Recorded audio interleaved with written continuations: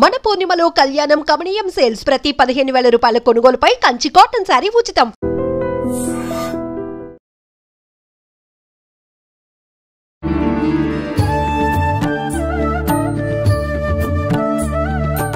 నమస్కారం, welcome to I dream. ధర్మ మార్గం కార్యక్రమానికి స్వాగతం. నేను మీ విజిత. ప్రస్తుతం మనతో పాటు ఉన్నారు ప్రముఖ జ్యోతిషులు బ్రహ్మశ్రీ చేబిఎం కిరణ్ కుమార్ శర్మ గారు. ఇప్పుడు వారితో మాట్లాడి మరిన్ని విషయాలు తెలుసుకుందాం. నమస్కారం అండి. సమస్త సన్మంగళాని భవంతు. గురువుగారు, నవరాత్రుల్లో 9 రోజులు అమ్మవారిని ఒక్కొక్క రూపంగా అలంకరించి ఆరాధిస్తూ ఉంటాము. అయితే ముఖ్యంగా అమ్మవారు ఒక్కరైనా ఆమె అంటే మళ్ళీ ఆ శక్తి నుంచి 3 రూపాలుగా తీసుకొని మహాకాళి, మహాలక్ష్మి, మహాసరస్వతి అని మళ్ళీ వారి నుంచి 108 రూపాలుగా అమ్మవారిని చెప్పుకుంటూ ఉంటాం 108 రూపాలని. వాటిల్లోంచి కూడా ఈ నవరాత్రుల్లో ప్రత్యేకంగా ఒక్కొక్క ప్రాంత ఆచారాన్ని బట్టి ఒక్కొక్కలాగా ఆరాధిస్తూ ఉంటారు.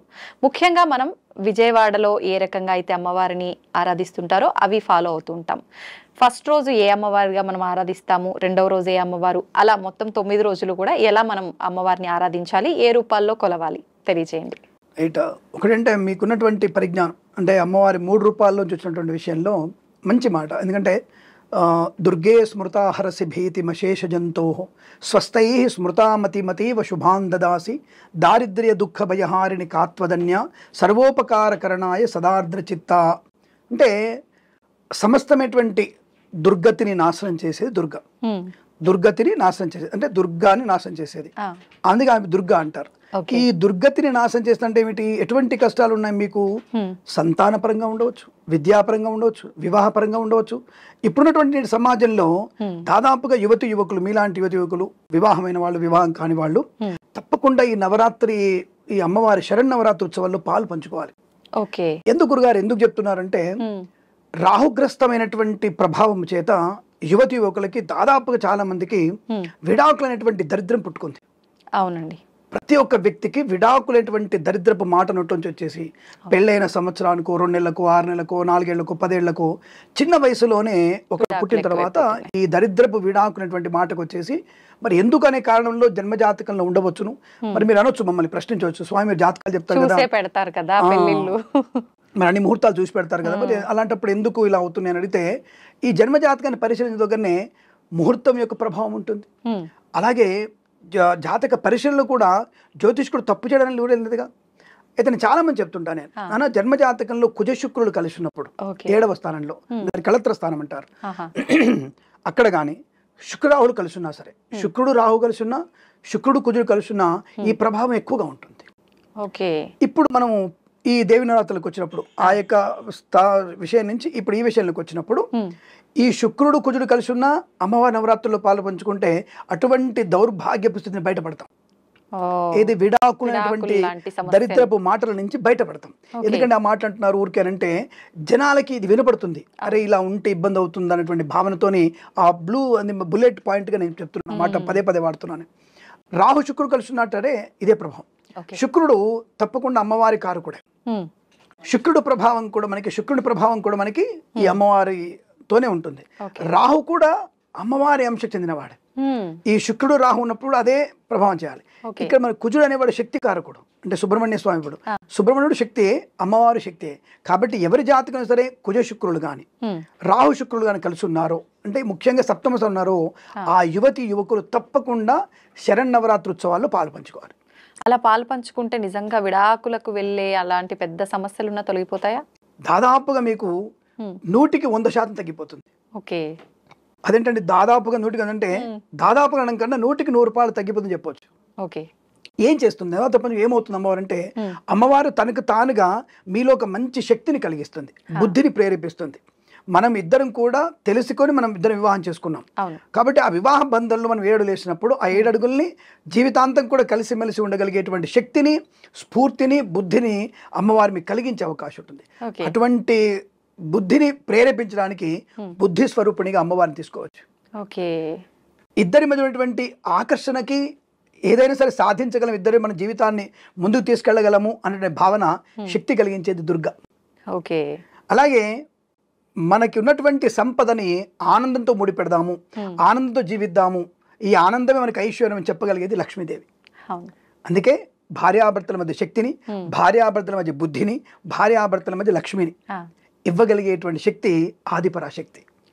అటువంటి ఆదిపరాశక్తిని కనుక మనం చాలా పరిపూర్ణమైనటువంటి బుద్ధితో కనుక అమ్మవారిని కనుక పూజించినట్టయితే, ఆ నవరాత్రి ఉత్సవాల్లో కనుక మనం పాలు పంచుకున్నట్టయితే విశేషమైనటువంటి ఆనంద యోగం ఉంటుంది.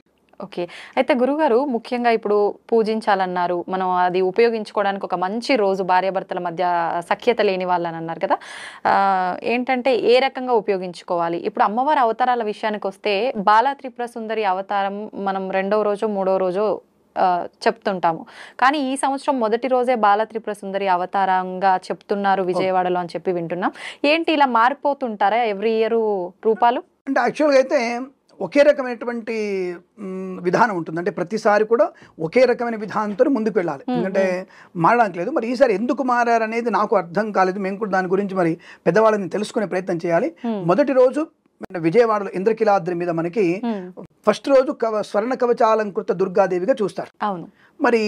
మరి అనాది అంటే దేవి భాగవతంలో ఏమైనా ఉన్నదా అనే విషయం తెలుసుకునే ప్రయత్నం చేసినప్పుడు ఇక్కడ మీకు ఏంటంటే మూలా నక్షత్రం వచ్చేసరికి సరస్వతి అవతారం కావాలి. అవును. ఇక్కడ మూలా నక్షత్రం వచ్చేసరికి సరస్వతి అవతారం ఉంటేనే మిగిలిన రోజుల్ని లెక్కలు పెట్టుకుంటారు, దాని ప్రకారం చేయాలి. అయితే మధ్యలో ఈసారి ఏమైందంటే నాకు తెలిసి మీరు అడిగారు, 2వ రోజే బాలా రూపంలో అమ్మవారు రావాలి, అంటే చిన్న పిల్లల్ని కూర్చోబెట్టి బాల రూపంలో పిల్లల్ని పూజించాలి, అది విధానం.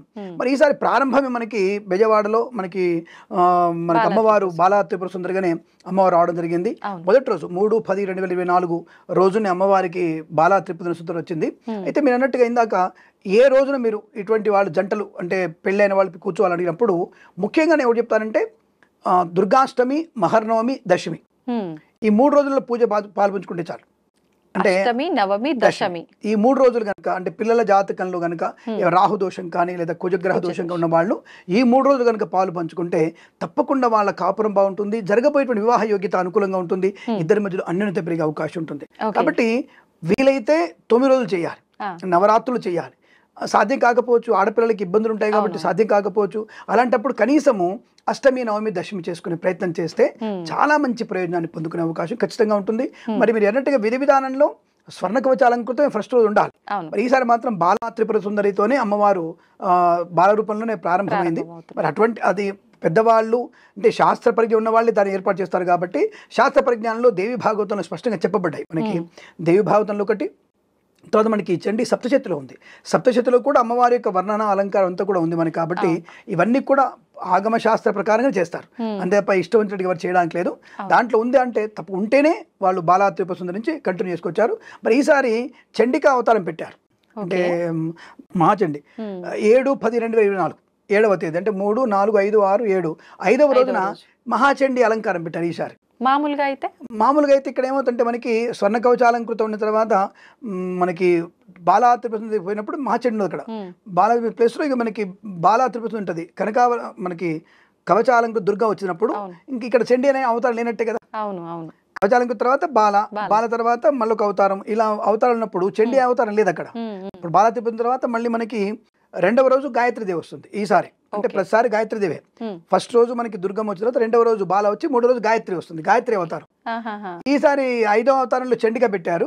మనకే ఫస్ట్ స్వర్ణ కవచాలంకృత అమ్మవారిని అంటే అవతారం లేదు ఈసారి లేదేమో. సో కాబట్టి అక్కడ ఈ ప్లేస్ లో మహాచండి అవతారం మనకి ఆ అవతారంగా మనకి 3వ రోజు చెప్పబడింది. అది మీకు 7వ తేదీ 7/10/2024 తేదీన మహాచండి అవతారంగా చెప్పబడింది. ఇక్కడ విశేషంగా మహాచండి గురించి చెప్పుకోవాలి మనం. రోగగ్రస్తమైనటువంటి వ్యక్తులు, మూర్ఛ వ్యాధితో ఉన్నవాళ్ళు, చర్మ సంబంధమైన అనారోగ్యం ఉన్నవాళ్ళు, మానసిక వికలాంగులు, అంటే మీరు ఈ మధ్య మనకి చిన్న చిన్న పిల్లలకి ఆటిజం లాంటిది వస్తుంది. ఈ ఆటిజం అనేది చాలా ప్రమాదకరమైనటువంటి స్థితి కనపడుతోంది. మా తల్లిదండ్రులకి మనోవేదన ఇంత అని చెప్పలేదు. పిల్లలు పెరుగుతూ ఉంటారు, 30 ఏళ్ల వయసు వస్తుంది పిల్లవాడికి. పాపం ఆడపిల్లకి ఇంకా నరకం ఉంటుంది. కానీ అటువంటి దుస్థితి కలగొద్దనేటువంటి మనం మనస్ఫూర్తి కోరుకుంటూ అటువంటి పిల్లల్లో కనబడుతున్నప్పుడు అంటే 7, 8 సంవత్సరాలు 3 ఏళ్ళ పిల్లలు కనబడుతున్నప్పుడు ఇక్కడ మీరు మహాచండి అవతారంలో పిల్లల్ని కూర్చోబెట్టాలి. ఆ దంపతులు ఆ కుటుంబం మొత్తం కూడా ఆ మహాచండీ దాంట్లో కూర్చున్నట్టయితే, ఆ పూజలో కూర్చున్నట్టయితే చాలా తప్పకుండా వారికి మానసికమైనటువంటి వికలత్వం నుంచి రోగములన్నిటువంటి బయటపడేటువంటి అవకాశం ఆ రోజు బాగా ఉంటుంది. అంటే మిగతా రోజులు ఉండవా అని కాదు. ఇప్పుడు వెంటనే చాలా మంది అడుగుతారు కొంట ప్రశ్నలు, కొంట క్వశ్చన్స్ అడిగే వాళ్ళు చాలా మంది కింద మేము కూడా కామెంట్స్ చూస్తూనే ఉంటాం. అంటే మిగతా వాళ్ళు అమ్మవారు పూజించేది ఏ అమ్మవార్లు కూడా రోగానాశనం చేయ, ఓన్లీ చండీ అమ్మవారు అనమాట. అలాంటప్పుడు చండీ అమ్మవారు పూజ చేయొచ్చు కదా, 9 దేవతలు ఎందుకు అనే వాళ్ళు కూడా ఉంటారు. విశేషమైనటువంటి పండగ. ఇప్పుడు కలెక్టర్ గారు ఉన్నారు, కలెక్టర్ గారు డిప్యుటేషన్ మీద అమెరికా వెళ్ళారు సపోజ్, అక్కడ పరిపాలన చూడడానికి. జాయింట్ కలెక్టర్ అసిస్టెంట్ కలెక్టర్ మొత్తం పూర్తి చేస్తాడుగా, లాగన్నమాట. అంటే ఇక్కడ అమ్మవారు పూర్తి స్థాయిలో దుర్గాదేవి అవతారం ఉన్న ఆవిడ డివిజన్ చేసినప్పుడు ఆవిడ సబార్డినేట్స్ కొన్ని పనులకి అంకితం అయిపోతారు. వాళ్ళ అంకితమైన పని పూర్తి చేయగలిగే అవకాశం ఉంటుంది. అందరు కలిస్తేనే దుర్గా, 16 భుజాలు కలిస్తేనే దుర్గ అమ్మవారు. అంతే తప్ప అష్టభుజి లేనటువంటి అమ్మవారు ఎలా అవుతుంది? ఇవన్నీ తనలో కలుపుకొని తన అవసరార్థం డివిజన్ చేసుకుంది ఆవిడ, దాన్ని అర్థం చేసుకోవాలి. కాబట్టి మహాచండీ అవతారంలో మీరు తప్పకుండా అనారోగ్యంగా ఉన్న వాళ్ళు కనుక పాలు పంచుకున్న మంచిది. ఇంకొక విశేషం ఇక్కడ మీరు చెప్పాలంటే భూతగాథలు ఉన్నవాళ్ళు, భూతగాథలు ఉన్నవాళ్ళు అంటే రియల్ ఎస్టేట్ వాళ్ళు కావచ్చు, మన స్థలం కబ్జా అయిపోయింది, వీళ్ళందరూ కూడా మీరు తప్పకుండా దుర్గాష్టమి రోజు పూజల్లో పాలు పంచుకోవాలి. ఈ దుర్గాష్టమి రోజు పూజల్లో పాలు పంచుకుంటే మాత్రం తప్పకుండా శత్రు నాశనం కలుగుతుంది, సమస్య పరిష్కారం అవుతుంది. సరే రూపాయి అటో ఇటో పోయినా సరే సమస్య అనేది పరిష్కారం అవుతుంది. తప్పకుండా మనకి అనుకూలవంతమైన పరిణామాలు తీసుకునే అవకాశం ఉంటుంది. అటువంటి మహత్యం దుర్గాష్టమి రోజు ఉంటుంది. అలాగే అనేక కష్టాలు వచ్చాయి, పనులు ఆలస్యం అవుతుంది, అటువంటి వ్యక్తులు కూడా ఇప్పుడు వివాహం ఆలస్యం అవుతుంది, లేదా ఉద్యోగం ఆలస్యం అవుతుంది, విదేశాలు వెళ్ళాలనుకుంటున్న వెళ్ళలేకపోతున్నా అనుకున్న వాళ్ళు కూడా దుర్గాష్టమి రోజున మీరు పాలు పంచుకుంటే ఈ ఆలస్యమే పనులన్నీ కూడా శీఘ్రగమనంగా ముందుకెళ్లే అవకాశం ఉంటుంది. అయితే గురువుగారు మామూలుగా కుమారి పూజ అని చెప్పి చేస్తుంటారు కదా కొన్ని ప్రాంతాల్లో, ఇది ఓన్లీ బాల త్రిపుర సుందరి అమ్మవారి అవతారం ఉన్న రోజైనా ఈ నవరాత్రుల్లో ప్రతిరోజు చేయాల్సి ఉంటుందా? యాక్చువల్గా కొంతమంది కొన్ని మైసూర్లో ఉంది, మైసూర్లో రోజు చేస్తారు, మైసూర్లో అమ్మవారికి రోజు చేస్తారు. కానీ నిజం చెప్పాలంటే బాలా రూపం అమ్మవారికి పూజ చేయాలి ఆ రోజు, దాని పేరు అదే కదా. ఆ రోజున ఆ ఉత్సవానికి పేరు బాలా త్రిపుర సుందరి. అంటే అమ్మవారు బాల రూపంలో వస్తుంది. బాల అంటే అది కూడా 8 సంవత్సరాల పిల్లల లోపు వాళ్లే, 8 సంవత్సరాల లోపు వాళ్లే. మరి 1 సంవత్సరం పిల్లలు కూర్చోబెట్టకూడదు. అంటే ఆ అమ్మాయికి కట్టుకునేటువంటి వస్త్రము, నడక, పారాన్ని పెట్టినప్పుడు ఆ గజ్జెలో మువ్వలు అమ్మవారి ఇంటి నుంచి కదులుతున్నట్టు తెలవాలి మనకి. ఇప్పుడు 2 ఏళ్ల పిల్లలు నడిచే అవకాశం కష్టం కదా. కాబట్టి 3 నుంచి 8 ఏళ్ల వయసు ఉన్నటువంటి పిల్లలు కనుక మనం పారాన్ని పెట్టేసి అమ్మాయిల్ని మంచి అమ్మవారిలాగా అలంకరింపజేసి మంచి కొప్పులు వేసి సిగనిండ పూలు పెట్టేసి అలా అలంకారం చేసి పట్టు వస్త్రాలు ఇచ్చి అమ్మాయికి వస్త్రాలు తొడగాలి. ఆ రోజు పెట్టేస్తారు. ఎవరైతే ముందు అనుకుంటున్నావో ఆ వ్యక్తికి ముందే వస్త్రాలు పెట్టి కుట్టించుకోమని చెప్పాలి, కుట్టించాలి. అవి మువ్వలున్నటువంటి గజ్జలు పెట్టాలి వాళ్ళకి. అంటే నిజంగా చెప్పాలంటే అవి పెట్టాలి, మెడలో ఒక హారం కూడా వేయాలి. అంటే ఇవన్నీ చేస్తే మంచిది. అంటే నీకుంటే పెట్టు, లేదా పూలమాల వేయి. ఇప్పుడు నీకు ఆహారం ఏమన్నారు, ఒక మంచి పూలమాల, సన్నజాజి పూలమాల వేయి, లేదా ఒక చిన్న 1 గ్రామ్ గోల్డ్ ఉంది, ఆ 1 గ్రామ్ గోల్డ్ వేయండి. ఎందుకు చేయాలి ఈ పని? ఫస్ట్ చాలా మందికి అడగాలి, ఫస్ట్ ఎందుకు ఇన్ని ఉత్సవాలు చేయాలంటే బాల రూపంలో చేసేటువంటి ఉత్సవం ఏమిటంటే పిల్లలు దైవ స్వరూపం, వాళ్ళకి ఎటువంటి కల్మషం ఉండదు, ఎట్టి పరిస్థితులు ఉండదు. 8 ఏళ్ల పిల్ల కూడా ఉండదు. కేవలం వాళ్ళకు ఉండేది బిస్కెట్, చాక్లెట్, వాళ్ళు లాక్కుంటే తప్ప నీ ఆస్తిని పాస్తిని నీ యొక్క ద్వేషం అనేది వాళ్ళకు ఉండదు. కాబట్టి వాళ్ళు ఎంతమంది పెడుతున్నప్పుడు ఉత్సాహపడతారు, అబ్బా నాకు అమ్మ నాకు ఒక సంతృప్తి ఆనందపడతారు. అమ్మవారు కూడా అలాంటిదే. నువ్వు ఇచ్చేటువంటి చిన్న వస్తువుకి పిల్లలు ఎలా అయితే ఆనందపడ్డారో అదే రూపంలో అమ్మవారు కూడా ఆనందపడి మహత్తరమైనటువంటి భాగ్యాన్ని కలిగిస్తుంది. కాబట్టి బాల రూపంలో మనం తప్పకుండా పిల్లల్ని బాలా త్రిపుర సుందరి రోజునే పూజించడం శ్రేయస్కరం, అదే పద్ధతి. ఓకే గురుగారు, ఇప్పుడు మనకు అమ్మవారి నవరాత్రుల కార్యక్రమాలన్నీ కూడా మనకు వినాయక చవితి అయినా సరే అమ్మవారి అయినా సరే సామూహికంగా కాలనీలో కమ్యూనిటీల్లోనే చేస్తుంటారు కదా. ఇంట్లో ఇలా చేయాలి అనుకునే వాళ్ళు కలశం ఏమైనా పెట్టుకోవాలా, అమ్మవారి ఫోటో పెట్టాలా, లేదంటే నిత్య దీపారాధనలు చేస్తూ నియమాలు పాటిస్తే సరిపోతుందంటారా? ఒకటి శరన్నవరాత్రి ఉత్సవాలకి గణపతి ఉత్సవాలకి ఆకాశానికి భూదేవికి తేడా ఉంటుంది. ఇప్పుడు మీరు గణపతి నవరాత్రుల్లో స్వామివారిని కదిలించిన తర్వాత సరే కొంతమంది వ్యక్తులు మద్యపానం చేసి ఊరేగింపు స్వామివారిని తీసుకెళ్లి వేస్తారు, పర్వాలేదు. కానీ ఇక్కడ అమ్మవారి దాంట్లో కించిత్ తేడా జరిగినా సరే తీవ్రమైనటువంటి పరిణామాలు ఇమ్మీడియట్గా ఉంటాయి. ఇమ్మీడియట్గా అంటే కొద్ది రోజులనే ఉంటుంది. అంటే ఏదైనా పొరపాటు ఎట్టి పరిస్థితుల్లో మీరు అమ్మవారి దగ్గర కించిత్ పొరపాటు చేసినా చాలా ప్రభావవంతమైనటువంటి నెగిటివ్. మళ్ళీ మీరు అనొచ్చు, మరి అమ్మ అంటున్నారండి, మరి మనల్ని నాశనం చేస్తున్నా అంటే ఎంతవరకైనా అమ్మ ఎంతవరకు ఉపేక్షణ? ఒక టీచర్ మీకు బాగా పరిచయం, మీ నాన్నగారు మీకు బాగా పరిచయం, ఎన్నిసార్లు మీరు ఎలా చేసి తట్టుకుంటాడు ఆయన? దానికి కొద్ది పరిధి ఉంటుంది, ఆ పరిధిని బట్టి ఉంటుంది. ఆ పరిధి దాటిపోతే 2 లెంపకాయలు వేస్తాడు కదా. తండ్రి వేసే లెంపకాయతో కన్నీళ్ళు వస్తాయి, చెంప వాచిపోద్ది. కానీ తల్లి కొట్టే దెబ్బ చెయ్యో కాలో పడిపోతుంది.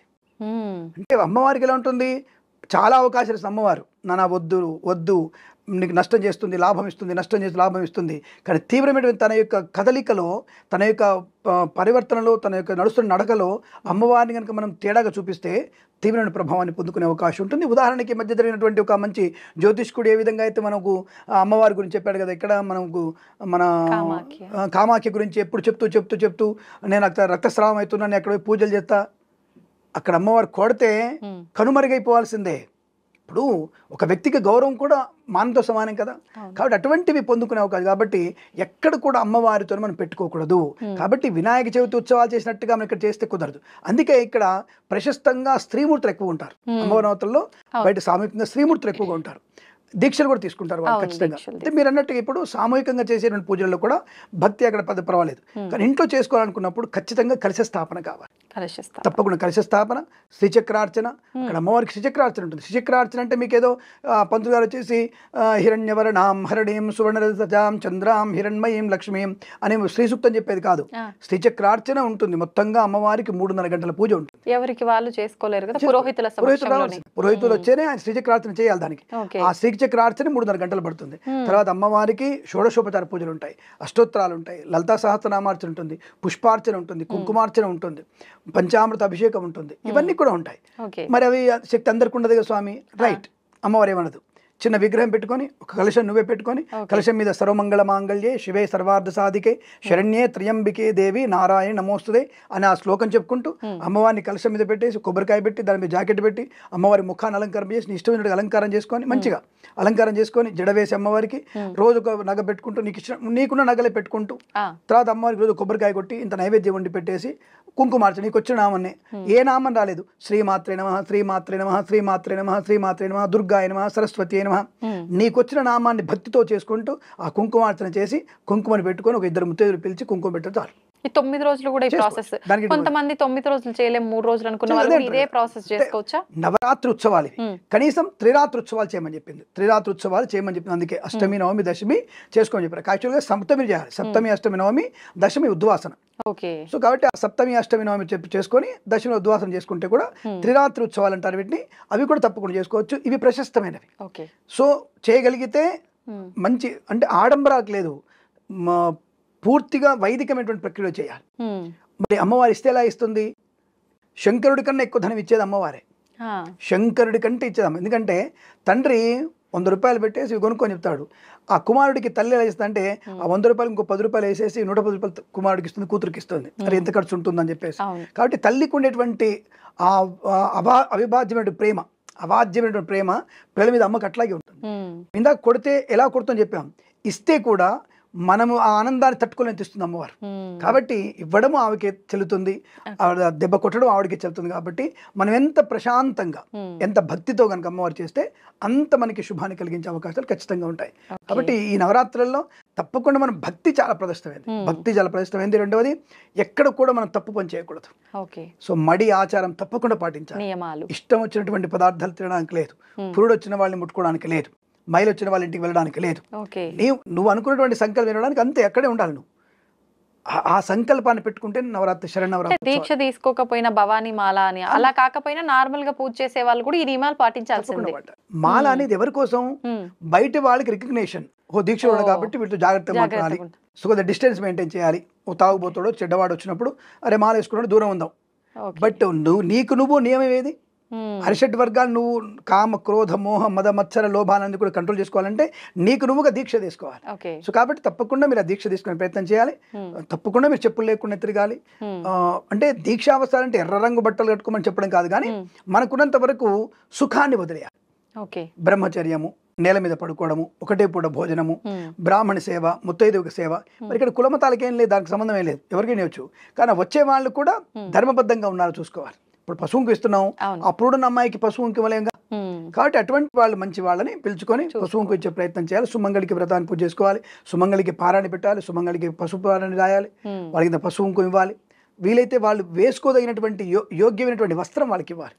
ఇవాళ జాకెట్ ముక్కలు తీస్తారు, ఆ జాకెట్ ముక్కలు బండి చూడడానికి కూడా పనికిరావు. తప్పుగా అనుకోదు, ఎందుకంటే అంత ఇప్పుడు షాపులోనే ఎట్లా అయిపోయింది. మేము లిస్ట్ రాసేసి షాప్లో జాకెట్ ముక్కలు అంటే ఇంత జాకెట్ ముక్క తీసుకొస్తాడు, దాన్ని అమ్మవారికి ఒక గోపురం చేసి పెట్టడానికి మాకు అవకాశం లేదు.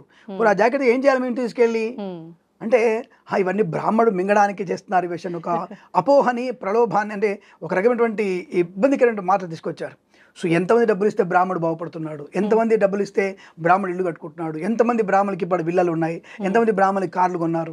ఇప్పటికీ బ్రాహ్మణుడు అలాగే ఉన్నాడు. అదే 2 వీలర్ ఉండొచ్చు, కాస్త ఇంతకుముందు 100 రూపాయలు తీసుకునే దానికి ఈరోజు 200 తీసుకోవచ్చు, ఇంతకుముందు 3000 తీసుకుంటే ఇప్పుడు 5000 తీసుకోవచ్చు. కానీ 5000 తీసుకుని ఖర్చు వాడికి ఉందిగా. కానీ ఇక్కడ ఈ రకమైనటువంటి భావోద్వేగాన్ని క్రియేట్ చేసిన వాళ్ళు చాలా మంది ఎక్కువగా ఉండే ప్రయత్నం చేస్తున్నారు. దానివల్ల కూడా కొంత నష్టం కలుగుతోంది. దేవి శరన్నవరాత్రి ఉత్సవాలను మాత్రం చాలా నియమంగా చేసుకుంటారు. అంటే వినాయక చవితిలాగా అంత హంగు ఆర్భట చేయరు, కానీ చాలా మంది చేసుకుంటారు, ఇళ్లలో చేసుకుంటారు, ప్రశస్తంగా చేసుకుంటారు. ఇది మాత్రం బాగా జరుగుతుంది ఆ విషయంలో. గురువుగారు, ఇప్పుడు ఇప్పటి వరకు అసలు నవరాత్రుల విశిష్టత, భవానీమాలల గురించి అన్నీ మాట్లాడుకున్నాం. కానీ ప్రత్యేకంగా అసలు అమ్మవారు మొదటి రోజు ఏ అవతారంలో ఉంటారు, రెండవ రోజు ఏ అవతారంలో ఉంటారు, అవతారాన్ని బట్టి రంగు, నైవేద్యం ఇవన్నీ కూడా చేస్తూ ఉంటారు కదా, వాటన్నిటి గురించి తెలియజేయండి. లక్ష్మీం క్షీర సముద్రరాయతనయాం శ్రీరంగదామేశ్వరీం దాసీభూత సమస్త దేవనితాం లోకైక దీపాంకురాం శ్రీమన్మందకటాక్షలబ్ధైభవద్ బ్రహ్మేంద్ర గంగాధరాం త్వాం త్రైలోక్య కుటుంబినీం సరసిజాం వందే ముకుంద ప్రియాం. అమ్మకి శిరస్సు వంచి నమస్కరిస్తూ, మనకి ఈ శరన్నవరాత్రి ఉత్సవాలు విషయమే మనకి ఒక అదృష్టాన్ని కలిగిస్తుంది. అందులో అటువంటి మంచి ప్రశ్న అనేటువంటి అమ్మాయికి కూడా అఖండ ఐశ్వర్యం కలగాలని, అమ్మవారి ఆశీస్సులు పరిపూర్ణంగా ఉండాలని, మన ఛానల్ చూసినటువంటి ప్రేక్షకులందరికీ కూడా అమ్మ ఆశీస్సులు, శుభమైనటువంటి ఆనందాలు ఉండాలని మనస్ఫూర్తి కోరుకుంటూ, మనము ఈ సంవత్సరంలో ప్రతి సంవత్సరం కూడా బెజవాడని ఎక్కువ ఫాలో అవుతాం. అంటే అందరూ కూడా బెజవాడ నవరాత్రులనే ఫాలో అవుతారు. కొంతమంది బ్రహ్మరాంబికాదేవి శ్రీశైలాన్ని కూడా ఫాలో అవుతుంటారు. కొంతమంది ప్రాంతం అంటే కర్ణాటక వాళ్ళు మొత్తం కూడా మైసూర్ని ఫాలో అవుతుంటారు, అంటే చాముండేశ్వరిని ఫాలో అవుతుంటారు. ఒక్కొక్క ప్రాంతాల్లో ఒక్కొక్క రకమైనటువంటి భావం ఉంటుంది. కలకత్తాలో చూసుకుంటే మీకు మహాకాళి అవతారం ఫస్ట్ తీస్తారు. కాబట్టి ఇలా మనకి దేశంలో విభిన్నమైనటువంటి ప్రక్రియ బాగా ఉంటుంది. దేశాంతరంలో అంటే బయట దేశంలో కూడా మనకు ముఖ్యమైనటువంటి దేశం 3 దేశాల్లో అమ్మవారి ఉత్సవాలు చేస్తారు. ఒకటి ముఖ్యమైనది శ్రీలంక, రెండవది అత్యంత ముఖ్యమైనది మనకి నేపాల్, ఆ తర్వాత మీకు బాగా జరిగేది ఇండోనేషియా. అసలు ముస్లిం దేశం ఇండోనేషియాలో కూడా అమ్మవారి ఉత్సవాలు గ్రాండ్ గా చేస్తారు, చాలా గ్రాండ్ గా చేస్తారు. ఆ విషయం మాకు లాస్ట్ ఇయర్ లో తెలిసింది. మేము మలేషియా ప్రతిష్ట నిమిత్తం మేము మలేషియా వెళ్ళినప్పుడు అక్కడ మాకు తెలిసింది ఆ విషయం. విపరీతమైనటువంటి భక్తితో చేస్తారు అక్కడ వాళ్ళు. ఆ తర్వాత భూటాన్లో కూడా చేస్తారు అమ్మవారి ఉత్సవాలు. అంటే ఇన్ని మన దేశం బయట కూడా చేసేటువంటి ముఖ్యమైన దేశాలు ఇవి. అందులో ఆశ్చర్యపడేది మలేషియా. నాకైతే ఆశ్చర్యం అనిపించింది. అక్కడ అనుకుంటే పూర్తి ఇస్లామిక్ దేశం అది, కానీ అక్కడ బ్రహ్మాండ ఉత్సవాలు జరుగుతాయి. ఈసారి అసలు మనకంటే గ్రాండ్ గా చేస్తారు, మనకంటే గ్రాండ్ గా చేస్తారు, మనకంటే ఇంకా ఆచారంగా చేస్తారు. అంతే కదా, అది అంటే వాళ్ళకి తెలియకపోయేసరికి భయపడుతూ ఇంకా భయం ఎక్కువగా ఉంటుంది. అది అందులో ఇక్కడి నుంచి మన వాళ్ళు వెళ్తారు. వెళ్ళినప్పుడు మన వాళ్ళు కొద్దిగా అరే మనం మన దేశం నుంచి వచ్చాం అని వాళ్ళు ఇంకా గౌరవంగా చేసే అవకాశం ఉంది. కాబట్టి ఇంకా గంభీరంగా జరుగుతుంది. అసలు అక్కడ లలితా సహస్రనామ పారాయణ జరుగుతుంది మలేషియాలో. మీకు దాదాపుగా 2000 మంది మహిళలు ఈ లలిత పారాయణ చేస్తారు. ఒకటే గాత్రంతో వస్తుంది అది. అక్కడ సంగీత ఉత్సవాలు జరుగుతాయి, మన వాళ్ళు వెళ్ళి సంగీత ఉత్సవాలు చేస్తుంటారు, జరుగుతుంటాయి. అలా మనకి చెప్పుకుంటూ వెళ్తే ఒక్కొక్క రకంలో ఒక్కొక్క ప్రాంతంలో మొదటి అవతారంతో వెళ్తూ ఉంటుంది. మనం బెజవాడనే మనం ఫాలో అవుతాం, అంటే బెజవాడ అంటే విజయవాడని ఫాలో అవుతాం. కాబట్టి మొట్టమొదటిగా 3/10/2024 గురువారం రోజున మనకి ఈసారి బాలా త్రిపుర సుందరి అవతారంలో అమ్మవారు మనకు కనిపించడం. బాలా త్రిపుర సుందరి అవతారంలో బెల్లపు రంగు చీరని అమ్మవారికి ధరిస్తారు. బెల్లపు రంగు ఉన్నటువంటి చీరని అమ్మవారికి కడతారు. తర్వాత అమ్మవారికి నివేదన ఏమిటంటే చిట్టి గారెలు, పాయసము, చిన్నపిల్లలకి ఇష్టమైనటువంటి చెగోడి లాంటివి ఇవన్నీ కూడా ఏర్పడి, అంటే చిన్న పిల్లలకి ఇష్టమైనటువంటి పదార్థాలు ఎక్కువగా పెడతారు. కాస్త చప్పిడిగా, కాస్త పులుపుగా, కాస్త కొద్ది కారంగా అలా పెట్టేటువంటి పదార్థాలు అమ్మవారి రూపాన్ని బట్టే పెడతారు అక్కడ. సో కాబట్టి ఆ రోజున అలంకారం, ఆ నైవేద్యం పెట్టే అవకాశం. ఇక 4వ తేదీ అక్టోబర్ 2024 శుక్రవారం రోజున మనకి ఈసారి గాయత్రి దేవి అలంకారం చెప్పారు. గాయత్రి మాత అలంకారం. ఇక్కడ గాయత్రి మాత అలంకారం అంటే ఉపాసన నిమిత్తం ధ్యానం. ఈ రోజు మొత్తం కూడా ధ్యానం. ప్రతి ఒక్కళ్ళు కూడా ఉపాసన చేయాల్సిన అవసరం. మీరైనా సరే మౌనంగా లలిత పారాయణ చేసుకోవడం, మౌనంగా విశ్వసహస్రనామ పారాయణ చేసుకోవడం, మౌనంగా శివాష్టోత్రం చెప్పుకోవడం, మౌనంగా అమ్మవారి అంటే మన మనస్సుని లగ్నం చేయగల శక్తిని, నీలో నీకు ఇంద్రియ శక్తిని పెంచుకునే తత్వాన్ని గాయత్రి దేవి ఇస్తుంది. ఉపాసనా బలాన్ని పెంచేది, వాక్చాతుర్యాన్ని పెంచేది ఉపాసన. అటువంటి ఉపాసన గాయత్రి దేవి అలంకారంగా ఉంటుంది. ఈరోజు అమ్మవారికి తీపి పదార్థాలను ఎక్కువగా నివేదన చేస్తుంటారు. గాయత్రి అమ్మవారికి తీపి పదార్థాలని, అలాగే ఆవు పాలతో చేసినటువంటి ప్రసాదాన్ని అమ్మవారికి అంటే పాయసాన్ని నివేదన చేస్తారు. గాయత్రి దేవికి పసుపు రంగము మామిడి రంగుతో ఉన్నటువంటి వస్త్రము, పసుపు రంగు కానీ మామిడి వర్ణం, అంచు మాత్రము గులాబీ రంగు ఉన్నటువంటి అంచు పెట్టాలి. అమ్మవారు చీర కడతారు. ఏమండి ఇవి మీరు అడగొచ్చు మిమ్మల్ని, ఏమండి శాస్త్రం చెప్పబడింది, అమ్మవారు అడిగిందా ఇలా? అడిగింది అమ్మవారు. అమ్మవారు అడిగిన తర్వాతనే ఇవన్నీ పెడతారు, మనకి ఇష్టం ఉన్నట్టు చేసేది కాదు. అమ్మవారికి ఏ వస్త్రం ఇష్టమో అలంకారమో అడుగుతుంది అమ్మవారు, నాకు ఈ వస్త్రం అలంకారం. మీరు కాళిదాస్ గారి గురించి చెప్పినప్పుడు సాక్షాత్తుగా అమ్మవారి ప్రత్యక్షమై ఏది కావాలని అడిగినప్పుడు ఆ విషయం మనకు తెలిసినప్పుడు మనం పెట్టేటువంటి పదార్థం అమ్మవారు అడగదా? ఖచ్చితంగా అమ్మవారు అడుగుతుంది. అవి పెడితే తనకి అంటే సంతృప్తి చెందుతుంది, అంటే పెట్టమని కాదు. అన్ని అమ్మవారు స్వీకరిస్తే మనకేం మిగలవు. కాబట్టి ఆవిడ సంతృప్తి కలిగేటువంటి పదార్థం అది, కాబట్టి ఆవిడకి పెట్టి మనం స్వీకరించడానికి. ఇది మనకి ఇక్కడ గాయత్రీదేవి అలంకారంలో ఇటువంటి పదార్థాలు పెట్టి మనం అమ్మవారిని ఉపాసన చేసుకోవాలి. ఇక 3వ అవతారం, ఈసారి మనకి 3వ అవతారంగా 5/10/2024 3వ అవతారంగా అన్నపూర్ణాదేవి. అన్నపూర్ణే సదాపూర్ణే శంకర ప్రాణవల్లభే జ్ఞాన వైరాగ్య సిద్ధ్యర్థం భిక్షాందేహి చ పార్వతి.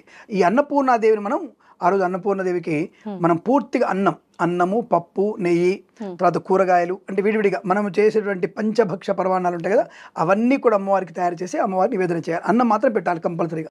అన్నము, తర్వాత పప్పు, కూరగాయలు పెట్టాలి అమ్మవారికి. ఈ రోజు అమ్మవారికి 2 రకాల వస్త్రాలు ఉన్నాయి అమ్మవారికి. ఒకటి తెలుపు వస్త్రము, ఎరుపు రంగు ఉన్నటువంటి తెలుపు వస్త్రాన్ని కట్టవచ్చును, లేదా పింక్ కలర్ ఉన్నటువంటి వస్త్రాన్ని కూడా కట్టవచ్చు అమ్మవారికి. పింక్ కలర్ ఉండాలి, తెలుపు అంచు ఉండాలి. ఈ 2 రకాల అమ్మవారికి చీరలు కట్టేటువంటి అవకాశం ఖచ్చితంగా ఉంటుంది. ఈరోజు అమ్మవారికి ఆ నివేదన చేసి మనం అంటే ఆరోగ్యవంతమైన ఆహారాన్ని స్వీకరించడానికి అమ్మని దండం పెట్టుకోవాలి. అంటే అమ్మ నువ్వు తిన్నటువంటి ఆహారం నాకు జీర్ణం అయిపోవాలి, నా జీర్ణమైనటువంటి ఆహారం 10 మందికి పనికొచ్చేటువంటి బుద్ధిని కలిగించాలి, నా వల్ల ఒక మంచి శక్తివంతంగా 10 మందికి ఉపయోగపడే పని చేయించు అని అన్నమ్మవారిని కోరుకోవాలి. అంటే మన జఠరాగ్ని బలంగా ఆరోగ్యంగా ఉండడానికి అన్నపూర్ణాదేవిని పూజించాలి. ఇక మనకి 6/10/2024 ఇక్కడ మనకి లలితా త్రిపుర సుందరి అమ్మవారు ఆడవాళ్ళకి అత్యంత ఇష్టమైనటువంటి రోజు. ప్రతి ఒక్కళ్ళు లలితా సహస్రనామపారాయణం చేసుకొని అంగరంగ వైభవంగా ప్రతి దేవాలయంలో, ప్రతి ఇంట్లో కూడా చాలా ఆడంబరంగా జరుగుతుంది, చాలా బుద్ధిపూర్వకంగా జరుగుతుంది. చాలా మంచి చందబద్ధోయుక్తంగా, అంటే చందలయ యుక్తంగా మనకి అమ్మవారిని పాలన చేస్తూ అరుణాం కరుణా తరంగితాక్షీం ధృతపాశాంకుశ పుష్పబాణ చాపాం. ప్రతి ఇంట్లో కూడా ఈరోజు లలితా సహస్రనామ పారాయణ లేని ఇల్లు ఉండదు ఈరోజు. కాబట్టి లలితా త్రిపుర సుందరి అవతారంగా అమ్మవారిని పూజించవచ్చును. ఈరోజు అమ్మవారికి తప్పకుండా మనము పులుపు సంబంధించినటువంటి పదార్థాలని, అంటే చింతకాయ పచ్చడిని, అలాగే మనకి నిమ్మకాయ పులిహోరని, అలాగే చిత్రాన్నాన్ని, పెరుగు అన్నాన్ని ఎక్కువగా అమ్మవారికి ఇష్టపూర్తిగా నివేదన చేసేటువంటి ప్రయత్నం. మరి ఈరోజు అమ్మవారికి ఎటువంటి వస్త్రాలు పెట్టాలి అంటే ఇక్కడ 2 రకాల వస్త్రాలు అమ్మవారికి. ఆకుపచ్చ వస్త్రం పెట్టవచ్చును అమ్మవారికి, తప్పకుండా ఆకుపచ్చ వస్త్రాన్ని కట్టవచ్చును. తర్వాత ఎరుపు రంగు, అంటే ఏ ఎరుపు రంగు, దాదాపుగా ఒక మిరపండు రంగు లాంటి ఎరుపు రంగు ఉంటుంది. రక్తవర్ణపు ఎరుపు రంగు వేరు, మిరపండు లాంటి ఎరుపు రంగు వర్ణం వేరు. ఈ రెండింటిని కలిపినటువంటి ఒక ఎరుపు రంగు వస్త్రం ధరించవచ్చును. లేదా తప్పకుండా ఈరోజు అమ్మవారికి మీరు ఈ కాషాయపు రంగు ఉన్నటువంటి అంటే వస్త్రాన్ని కూడా ధరింప, అంటే కాషాయపు రంగు ఉన్నటువంటి వస్త్రాన్ని కూడా అమ్మవారికి ధరింపజేయవచ్చును. అంచు మాత్రం ఆకుపచ్చ ఉండాలి. ఆకుపచ్చ అంచున్నటువంటి చీరను అమ్మవారికి సమర్పణ చేస్తే చాలా మంచి ఉపయోగం కలుగుతుంది. మరి ఈ అవతారం ప్రత్యేకత ఏమిటి మనకి అని అడిగితే, ఈ అవతారంలో అమ్మవారికి శక్తియుక్తమై ఉంటుంది. అంటే శక్తిని పూర్తిగా తనలో ఇముడ్చుకునేటువంటి శక్తి ఉంటుంది. జ్ఞానాన్ని మాత్రమే ప్రసాదించగలిగే శక్తి ఉంటుంది అమ్మవారికి, చాలా విశేషమైన జ్ఞానాన్ని. అంటే నువ్వు ఎంత ఉపాసన చేస్తావో అంతకు రెట్టింపు నీకు ఇవ్వగలిగే అవకాశం. స్తోత్ర ప్రియురాలు, అంటే దాన్ని కాస్త మన అమ్మవారికి కాస్త గ్యాస్ కొడితే చాలు అమ్మవారి ఉత్సాహవంతులు అవుతుంది. నా గురించి నా భక్తురాలు ఉంది అని నేనున్నాను అని ప్రత్యక్షమయ్యగలిగేటువంటి అవకాశం. కేవలం స్త్రీమూర్తి తత్వంలో ఉంటుంది ఆ రోజు మొత్తం కూడా. తప్పకుండా స్త్రీలకి అష్టైశ్వర్యాలని, సౌభాగ్యాన్ని కలిగించేది లలితా త్రిపుర సుందరి. కాబట్టి అందులోనూ త్రిపుర సుందరి అవతారం అంటే చాలా అనుకూలమైనటువంటి వర్చస్సు ఉంటుంది అమ్మవారికి. విశేషమైన వర్చస్సు, మాటల చాతుర్యము, బుద్ధి రూపకం, మంచి బుద్ధి, ఇవన్నీ కూడా ఒక విశ్వాసమైనటువంటి బంధాన్ని ఏర్పరుస్తుంది లలితా త్రిపుర సుందరి. కాబట్టి ఈ రోజున అమ్మవారిని ఎంత పూజిస్తే భార్యాభర్తల మధ్య మైత్రి కూడా అంత బ్రహ్మాండంగా ఉండే అవకాశం ఖచ్చితంగా ఉంటుంది. ఇది ఈ అమ్మవారిని పూజించే విధానం. ఇక 7/10/2024 ఇక్కడ విశేషంగా మరి మహాచండీ అవతారంగా చెప్పారు. ఇక్కడ మహాచండీ అవతారంగా బెజవాడలో చేస్తున్నారు. మహాచండీ అవతారంలో ఇక్కడ కుళుత్తం అంటారు. అంటే భోజనం ఏం పెట్టాలంటే కుళుత్తం, అన్ని రకాల పదార్థాలని పెట్టి, అంటే కుళుత్తం బెండకాయలు, దొండకాయలు వేసి కిచిడి టైప్లో మొత్తం తయారు చేసి కిచిడి టైప్ పెట్టాలి. రెండవది అమ్మవారికి కదంబం కూడా అంటారు. ఈ కదంబంలో పాటుగా మీకు పెట్టాల్సింది చిత్రాన్నం. తప్పకుండా చింతపండు చిత్రాన్నం పెట్టాలి అమ్మవారికి. తర్వాత దద్యోదనం, అమ్మవారికి విశేషంగా దద్యోదనం పెట్టాలి. ఎందుకంటే మహాచండీ అవతారం. ఇక్కడ అమ్మవారికి ఏంటంటే శత్రువుల్ని తుదముట్టించగలిగేటువంటి శక్తిని, ఆయుధాన్ని ఎలా మనం ప్రయోగించాలి, ఎలా మాటల్ని మనం ప్రయోగించాలి, ఎలా మనోధైర్యాన్ని పెంపొందించుకోవాలి, అనారోగ్యం నుంచి ఎలా బయటపడాలి అనేటువంటి విషయాన్ని చెప్పగలిగేటువంటి శక్తి, ఇవ్వగలిగేటువంటి శక్తి అమ్మవారికి అనుకూలంగా ఉంటుంది. అంటే ఇబ్బంది పడుతున్నటువంటి ప్రతిదాన్ని సమతుల్యం చేసి అనుకూలంగా మార్చగలిగే శక్తి ఈ చండీ అమ్మవారికి ఉంటుంది. సాధ్యము కానటువంటిది, దుస్సాధ్యమైన దాన్ని సుసాధ్యము చేసి మనకి ఆనందాన్ని కలిగించేది చండీ మాత. కాబట్టి ఇక్కడ చండీశ్వరి దేవిని, చండీ మాతను మనం కనుక ఎంత పూజించగలిగితే అంతటి అదృష్టాన్ని పొందుకునే అవకాశం ఉంటుంది. ఇక్కడ కొంతమంది కాళికా అవతారంలో నలుపు రంగు వస్త్రాన్ని కడుతుంటారు కొంతమంది. కానీ నేను నలుపు రంగు వస్త్రాన్ని కట్టమని చెప్పను. కానీ ఎరుపు రంగు, ఎర్రటి ఎరుపు రంగు, మంచి బ్రహ్మ అంటే దుర్గాదేవి చండీ అమ్మవారికి ఎర్రటి ఎరుపు రంగు కట్టవచ్చు, లేదా బూడిద రంగు వస్త్రం కట్టవచ్చు, అంటే మనకి కచ్చకాయ రంగు లాంటి వస్త్రం, ఈ వస్త్రాన్ని కూడా కట్టవచ్చు. అయితే ఈ రోజున మనము తప్పకుండా అమ్మవారికి కూష్మాండ బలి ఇవ్వాలి. ఇక్కడ కూష్మాండ అంశాలు కూడా అమ్మవారు ఉంటుంది. ఇక్కడ గుమ్మడికాయని, పండు గుమ్మడికాయని అమ్మవారికి నివేదన బలిగా ఇచ్చి బూడిద గుమ్మడికాయని ఇంటికి కట్టాలి కంపల్సరీ. ఇక్కడ తప్పకుండా చేయాల్సిన 5వ రోజు, దాదాపుగా మనకి 1 2 3 4 5 5వ రోజు. అంటే ఆ రోజున అమ్మవారికి మనం బూడిద గుమ్మడికాయ కట్టుకోవడానికి పూజ చేసుకోవాలి. అమ్మవారికి బలి కూడా కూష్మాండ బలి కూడా అమ్మవారికి ఇస్తే సంతృప్తి రావుతుంది. ఎందుకంటే అమ్మవారికి ఉగ్రరూపం, చాలా ఉగ్రరూపం అమ్మవారిది. మరి ఇది ఎందుకు బలి ఇవ్వాలి అంటే, ఒక్క పండు గుమ్మడికాయ మనం బలిస్తే 16 మేకలు బలిచ్చినట్టు. ఆవిడకి ఎందుకు రక్తప్రియం, అక్కడ అమ్మవారికి రక్తప్రియం. కాళికావతంలో కూడా రక్తప్రాసన చేస్తుంది అమ్మవారు. ఎవరి రక్తం తాగుతుంది ఆవిడ? దుర్మార్గుల యొక్క రక్తాన్ని తాగుతుంది. అందుకే మనకి రక్తబీజుడైనటువంటి రాక్షసు సంహరించి కూడా అక్కడ అమ్మవారు రక్తబీజుడు అనేటువంటి రాక్షసు సంహరించి వాడి యొక్క రక్తాన్ని కింద పడితే వాడు లక్షల కొద్ది పుడుతుంటాడు. కాబట్టి అమ్మవారు అక్కడ నాలుకని భూమండలానికి మొత్తం ప్రసారింపజేసి వాడిని తలకాయ తెగగానే వాడి లోపలికి మింగేస్తుంది అమ్మవారు. కాబట్టి అక్కడ రక్తబీజ చంపినందుకు కాను అమ్మవారికి ఆ పేరు. అక్కడ అమ్మవారికి రక్తప్రియం అని వచ్చింది కాబట్టి మనం గుమ్మడికాయ కొడితే మేకల్ని బలిచ్చినట్టు, అంటే సాత్వికం అయిపోతుంది. అంటే ఉగ్రరూపం అయిపోయిందిగా, సాత్వికంగా మారడానికి మనం ఆ చండీ రోజున మనం తప్పకుండా అటువంటి గుమ్మడికాయ కొట్టడం వల్ల ప్రయోజనం బాగా ఉంటుంది. ఆ రోజు అమ్మవారికి ఆ చీర కట్టేసి నైవేద్యాలు పెడితే సంతృప్తి అవుతుంది. అమ్మ అనుగ్రహాన్ని పొందుకునే అవకాశం కూడా ఖచ్చితంగా ఉంటుంది. అది విశేషం. ఇక 8, 10, 24 మంగళవారం రోజున మహాలక్ష్మి అవతారం అందరికి ఇష్టమైనది. కులాలకి, మతాలకి, అందరికి అవసరం లేనటువంటి అందరికి కూడా అత్యంత ఇష్టమైనటువంటి, అవసరం లేనటువంటి వ్యక్తులకు కూడా అవసరమైనటువంటి అవసరాన్ని కలిగించేది మహాలక్ష్మి అవతారం.